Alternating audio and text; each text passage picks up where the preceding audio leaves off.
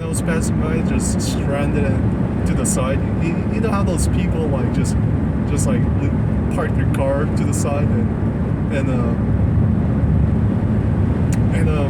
look destitute and depressed. So I was like, oh man, sucks to those guys. But when it came to my turn, I was like, oh shoot, and I was utilizing all sorts of maneuvers that I personally thought or assumed to be the case in order to save gas, like pushing neutral when I'm going down slope, trying my best not to overstep on the accelerator. Like any kind of maneuvers that I could think of, I was doing that to try to save gas. And like I think like a good, how long was it?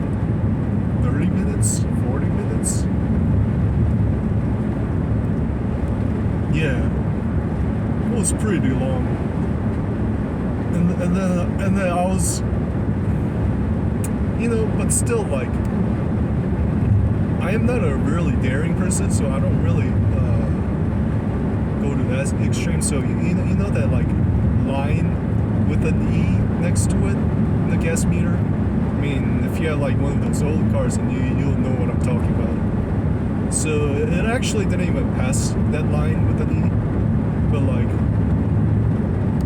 I'm like the type of person who would always fuel it up and stuff, and like, yeah, I think it had kind of reached the line, and then that's when the town showed up, and I was like, oh yes. And then I looked at the first gas station. Oh shoot, oh man, gosh, my wheel's acting up again. Okay, so, oh yeah, and so in that town, like the price was 3.79, yes, a highly acceptable price range. Like, I was hoping for 3.69, but 3.79, still good enough. So I just fueled it up right there. I was like saved by the fortunes.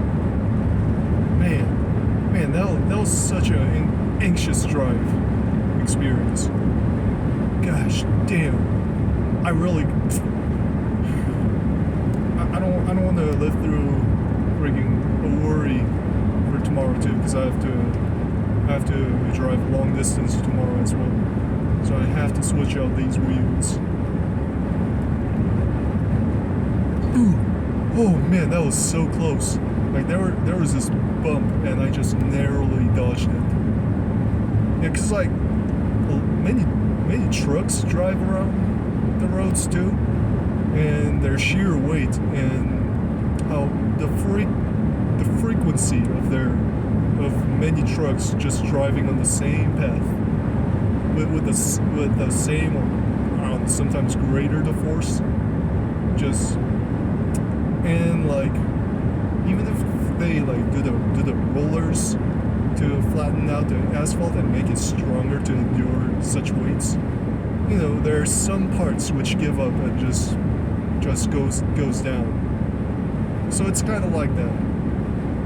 Those bumps and dips come because of, well, not the, I don't think there are any bumps, but then those dips come because of like the trucks. If it's just the regular cars like sedans, just utilizing any roads, and the roads wouldn't be messed up like so much. Then we need those trucks for our basic needs as well, so we can't blame them. They're literally working for the benefit of us. Oh hey, this is a farm right here. There's a automatic water giver, like sprinkler, that can move. Dang, these farms with haze and gosh, I love driving out in the Midwest, or not Midwest. What is it? Central? No, it's kind of still is Midwest. Whatever. It's basically the same thing. Well, I'm pretty sure there's many of you who would say it's not the same thing. Just sorry about that, but yeah, it just comes up. I just blurred out the words. Yeah, I am literally just.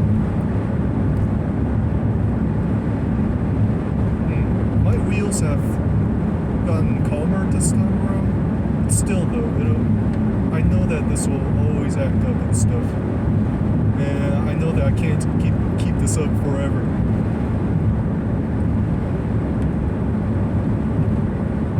Like with every stress on it, like all those like.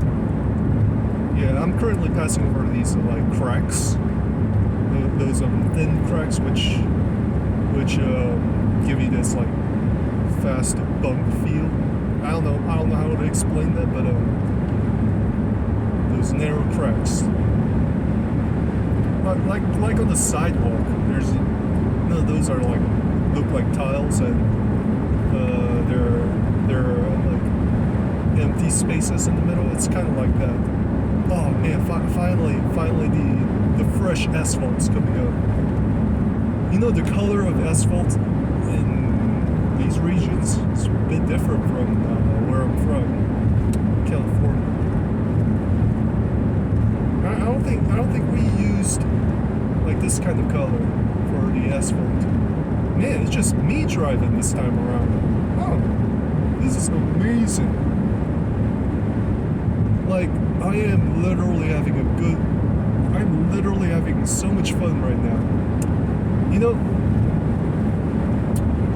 I was talking with this guy who was from Arkansas, and he said he hates the big cities because of their traffic and like basically all those inconveniences which come along with this traffic and stuff. And I was like, I like the big cities. They got all the services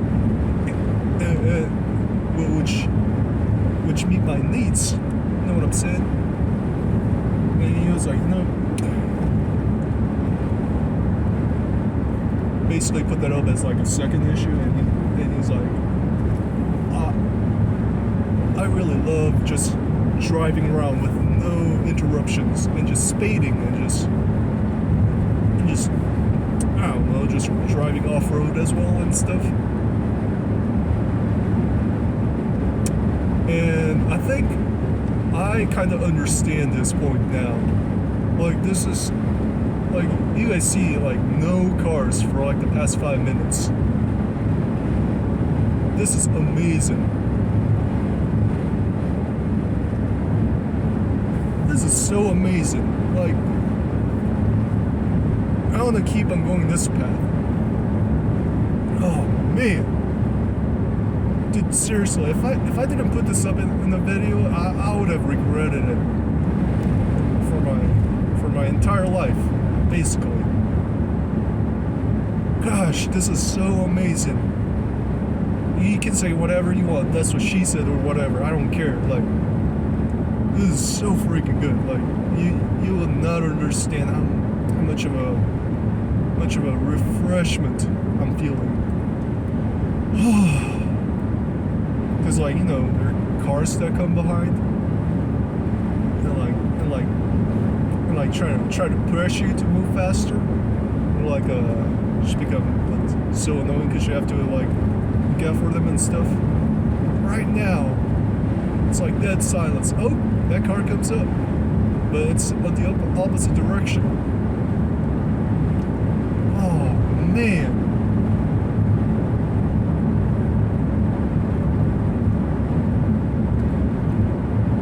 I really wish like this road becomes calmer. Like, come on now. No more cracks. Bro, please, no more cracks. You guys are damaging my wheels.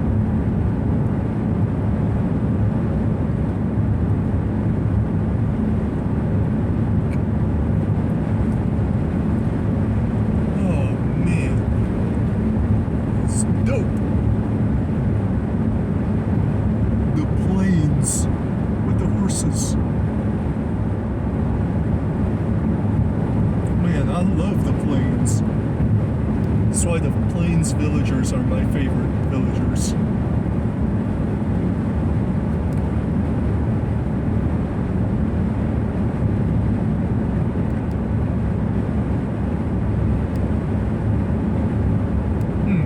I wonder, where are the rivers though? I want to see the rivers.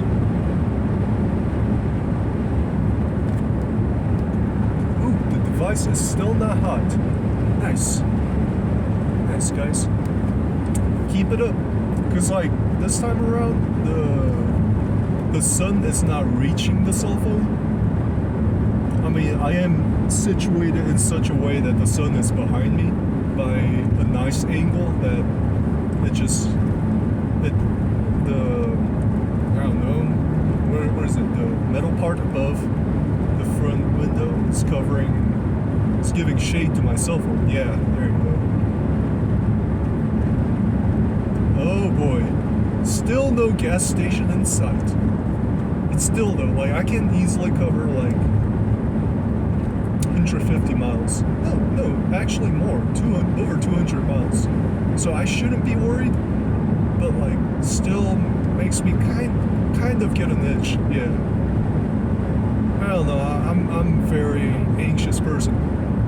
So even when the gas is just like still at a healthy 50%, or right now it's 45%. 45? No, 46, 47. Yeah, a healthy range. Like, I'm still kind of on edge. So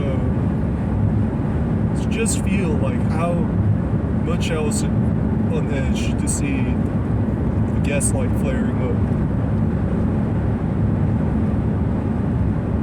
Yeah, I had an experience before. My dad's like, when my dad was driving us, me, my brother, and my mom, the car just stopped at a street. Thankfully, it was in a big city, so there were numerous gas stations nearby. But still, like, and my mom was like, "What's going on?" And my dad was like, "Whoops." So like he awkwardly got out of the car and he was like, and my mom was pissed, so he took both of us, my brother and myself, over to get some gas from a local gas station.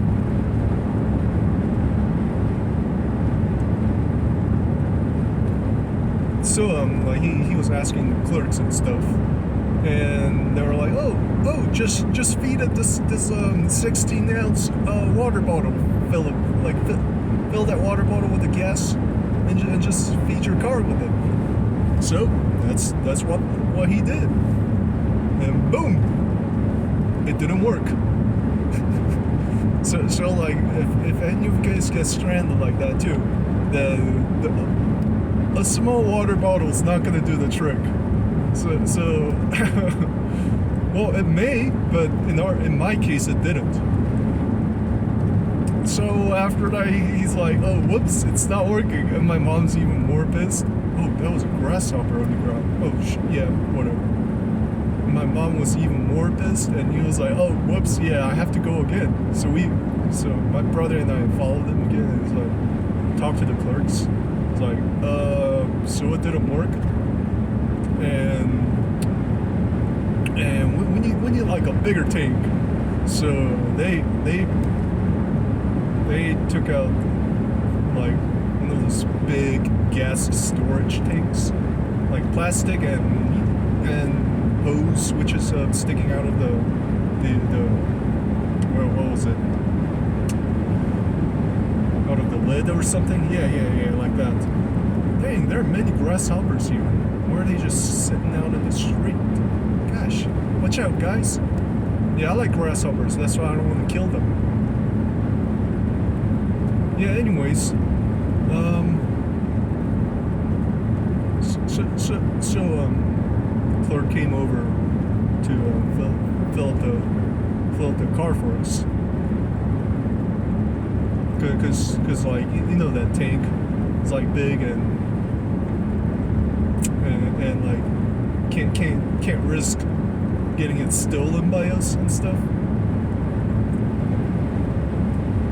So afterwards, the gas tank did the trick and the car worked. And I was like, that was back when I was first grade. I still remember it because it was very interesting, and I was starstruck because like I always thought that the car always worked no matter what,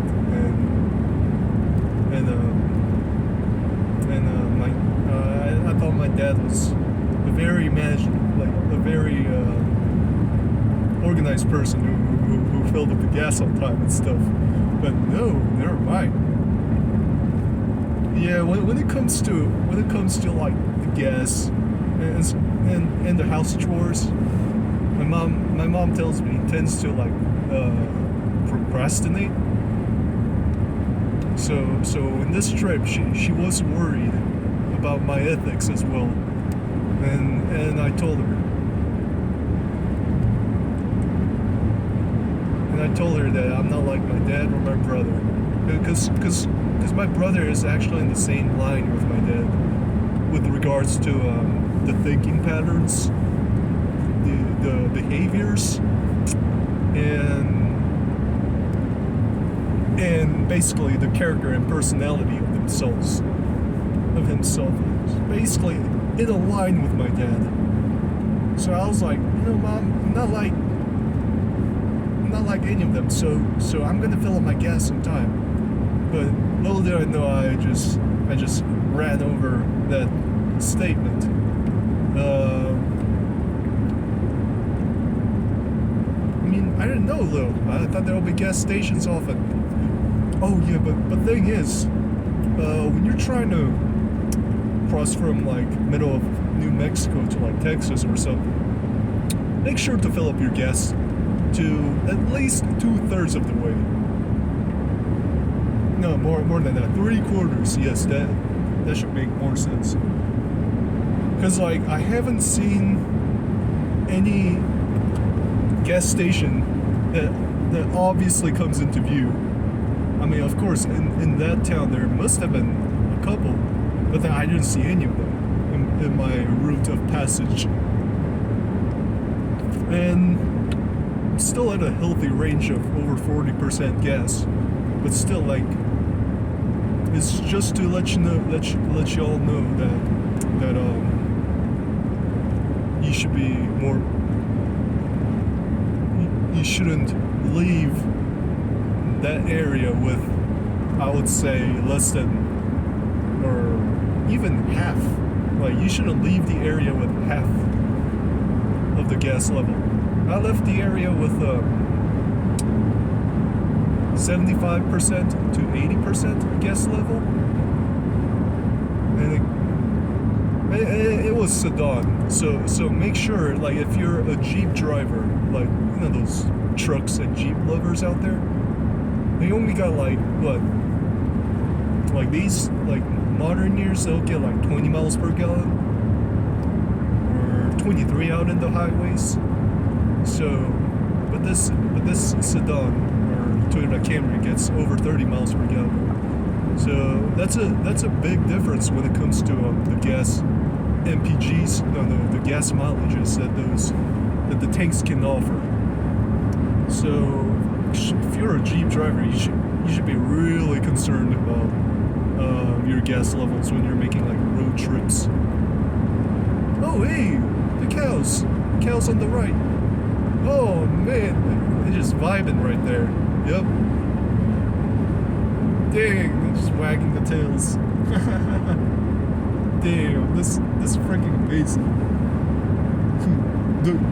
Those are the grass-fed cows. Wow. So back home, I drink the grass-fed milk, and those taste so much better the regular milks. I mean, even though like half a gallon is $5 each, but still it's so worth it. The grass-fed milk. Yep, that's the way to go do it. Grass-fed. Oh man, then chilling. This is a free range. Wow. The free range cows. Free range chickens. Yep. Like eggs and milk, I prioritize them to be grass-fed and free range and organic based. As best as I can. Like eggs and milk. Like that's the priority.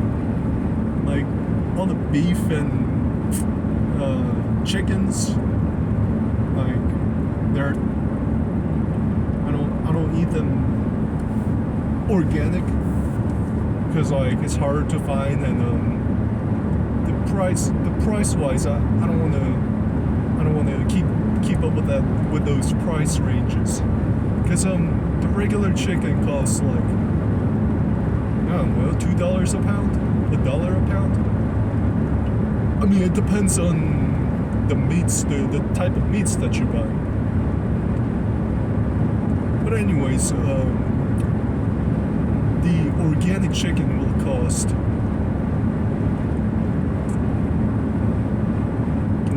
like, let's say, $5 a pound.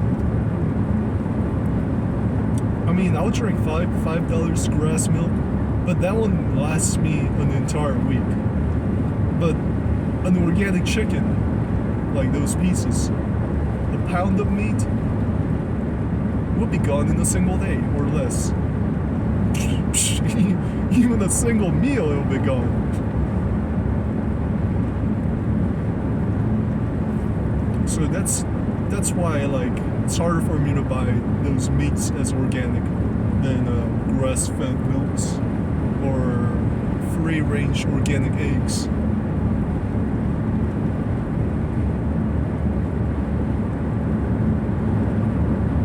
Oh man, I just stepped on a grasshopper. Gosh, come on. Just step away from these roads. I don't want you guys to die.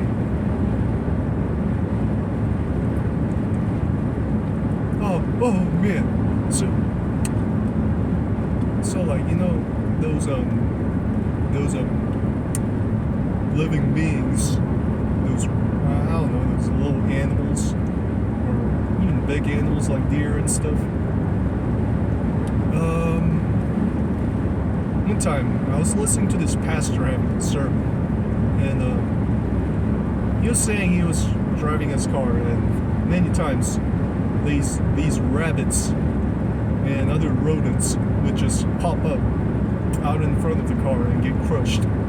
So one of the times he was driving and he saw this rabbit out in the intersection, like right at the side of it, and he was like praying in his mind not to come outside. And then he was like, please don't move.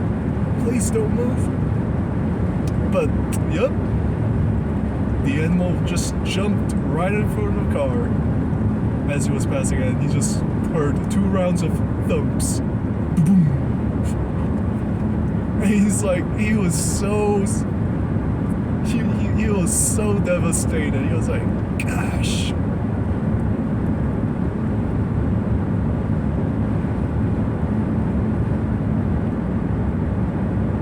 So it's kind of like that. And after a while, I was so curious about those things, because like it happened to me when I was like jogging around in my local park. The rabbits, they will always come out when I'm jogging like right in the vicinity of them. Yeah, so I was reminded with the pastor's sermon, and I was like, I decided to research online about that type of actions, and there was an explanation that I liked, and it was because those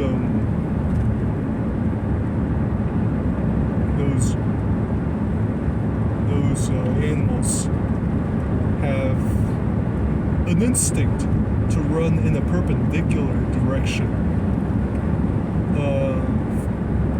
where from where I would say the predator is coming from, because like they know that the predators have a harder time switching directions right in the middle of their runs.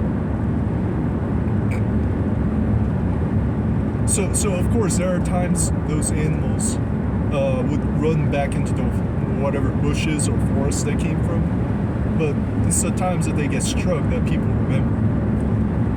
And I actually seen them running back inside their bushes like those rabbits, but like still like they would oftentimes just jump out into the middle of the road and go and jump and run back into the other side. But since the cars are really fast, they can't do that, and they get crushed.